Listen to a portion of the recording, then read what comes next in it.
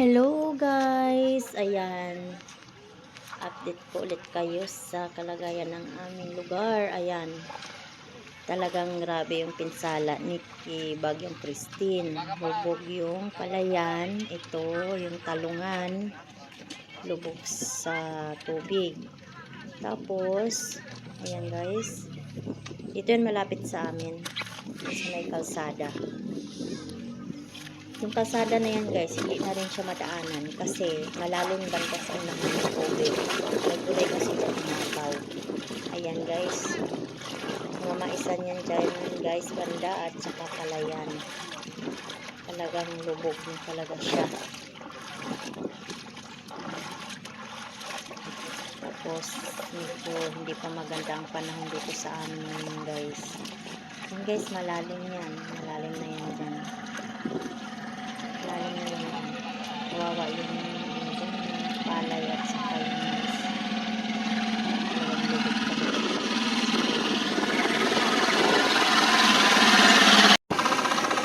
Ayan guys, dami ng usisa ng bahay. Dami ng taas ng tubig dito guys.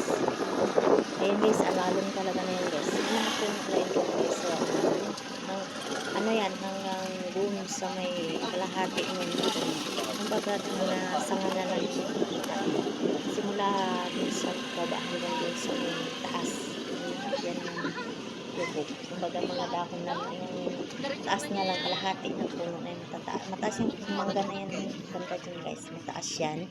Kumbaga kalahati na lang ng puno. Ay, ang lalim na guys.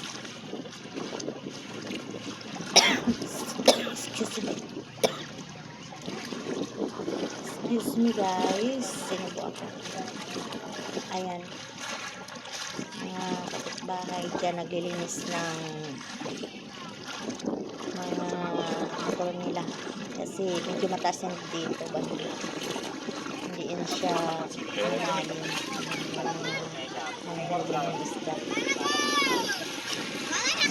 Umapaw ng sapa kaya yung isda kalat. Ang dami ng kusisa. Pero hindi yan madaan ng kasada na yan guys. Kasi malalim ng banda doon sa dulo. Yan sa daan.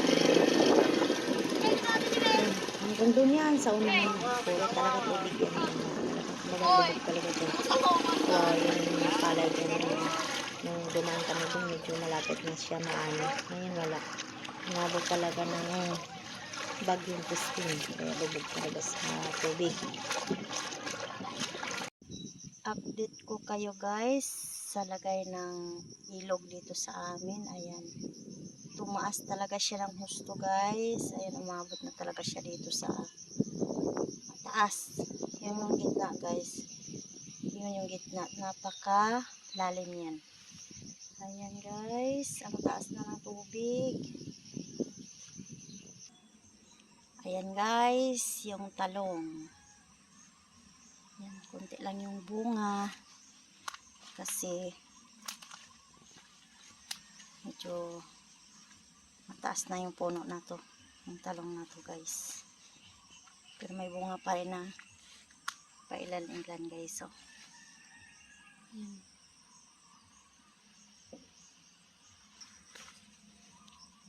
Ayan guys, ang talong, bunga ng talong guys. Ayan, may biyaya pa rin ang Panginoon kahit medyo matanda na tong talong na to pero nagbubunga pa rin guys. Ayan guys. Ayan. Madamo guys. Mga talong guys. Ayan guys, yung tubig dito sa ilog guys, talagang dumating na dito sa taas. Ayan, lumubog na yung mga kawayan guys. Yung kawayan yan guys is malalim yan guys. Ayan, makit na dito yung tubig. Grabe talaga yung Bagyong Christine. Ayan, ang taas na talaga ng tubig. Diba doon sa mga ibang video ko guys is dito kami nangunguha ng labong. Ayan, lumubog na sa tubig. lalim yan guys. Ang lalim. Ayan guys, so ang tubig guys, ang taas talaga guys. Tapos may bagyong Leon pa guys. Tapos yung tubig sa amin dito, ang taas na. Diyos ko Lord, wag naman. Tama na. Wag naman sanang umano pa yung bagyong Leon na yun. Kasi talagang kawawa na kami.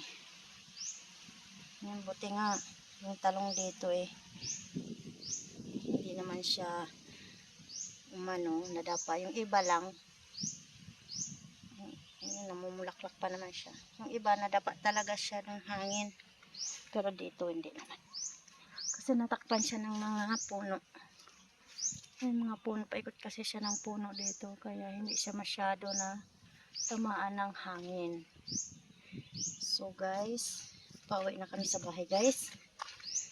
I-update ko na lang kayo ulit sa sapa namin.